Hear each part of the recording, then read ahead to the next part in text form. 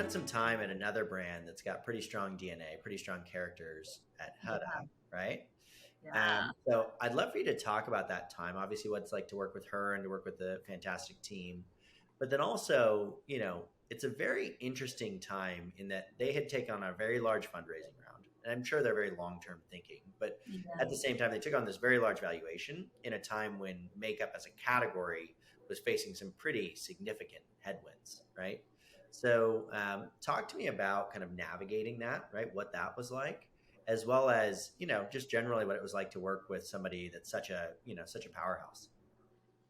Yeah. I mean, like Well, that a time was, family, frankly, that's such a powerhouse, right? Their whole family is yeah. like that. Yeah.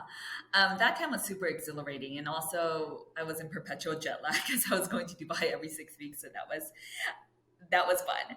For anyone who doesn't have jet lag, like that's a freaking like superpower. I don't know like how people do it.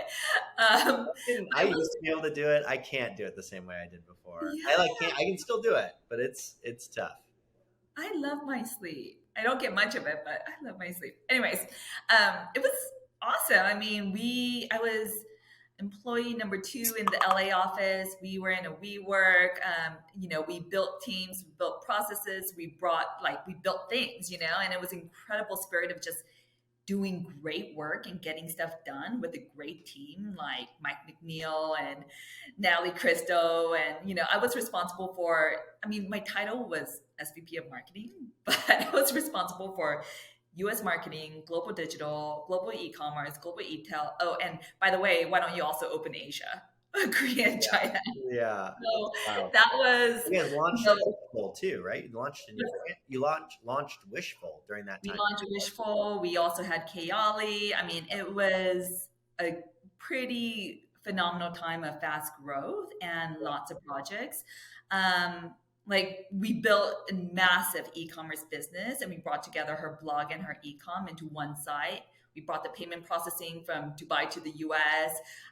We did it with 3 people, this whole like e-commerce machine. And that e-commerce business is like much bigger portion of the pie than it was when I started. So Yep. super proud of that. But this idea of like rolling up your sleeves and just doing it yourself because who else is going to do it, right? And it is Yep. this indie spirit that I just absolutely love and I'm quite frankly addicted to.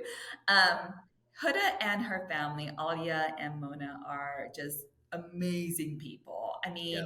mean, I would say to Huda, like, oh, we should post this or we should do that. And like, she knows her audience so well. She will say, oh, it won't resonate with my audience. Or, oh, like, they'll find that funny. Or, like, she just knows her feed and her community super, super well. Yeah. One of the things I took away from that was like this closeness with the consumer is so important to the essence of a prestige beauty brand, Yeah. especially as you're thinking about all the different ways that they're, have a touch point with the brand.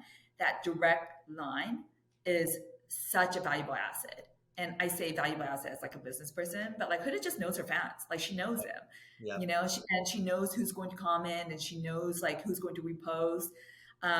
One of the first things that I did when I came to Kopari as a result of that learning was to get all the passwords to all of our platforms and just moderate on our platforms. And I mean, my social team is like definitely scary whenever I do that.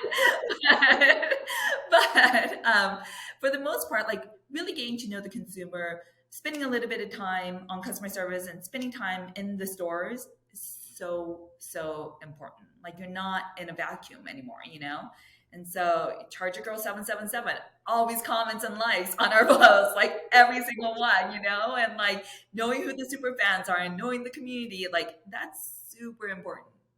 Yeah, for sure. It's like, I mean, I've talked about it a dozen times, but like the special thing about the internet is the ability to connect directly with your customers, regardless of physical boundaries, in a way that's meaningful, right? And that you couldn't Yeah. do when everything was retailed. And so it's just consistent with what we see work.